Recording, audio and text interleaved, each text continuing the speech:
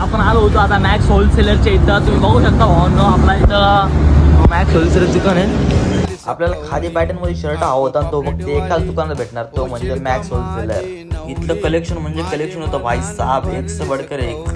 आणि इथं प्रत्येक सेक्शन वेगवेगळं होतं. इथं ओरिजिनल अरमानी पण भेटतं, नाही तुम्हाला जे पाहिजे ना ते सगळे कपडे भेटतात. पण आपल्याला जसे कपडे पाहिजे होते तसे तर आपल्याला भेटले होते आणि आपली इथली शॉपिंग तर झाली होती कम्प्लीट. आता आपण चाललो होतो बिल काउंटरला बिल करायला.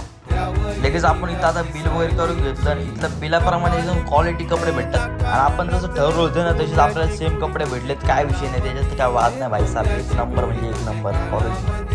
तिथे आपल्या बहिणी भेटल्या, आपल्याला वेळ टाकायचं ते शॉपिंग करत होत्या. भाई शॉपिंग म्हणजे एक नंबर विषय हार्ड आहे डायरेक्ट. आता इथं पागल होणार आहे डायरेक्ट, आपण पागल. इथं पण पागल झालं होतं भाई, कारण की इकडून तिकडं तिकडून इकडं एकाच ठिकाणी. कारण की पोरींची शॉपिंग कधी होत नाही भाई साहेब. मी तर असं वैतागून गेलो ना, काय सांगू मला, बेकार म्हणजे बेकार सीन झालं होतं.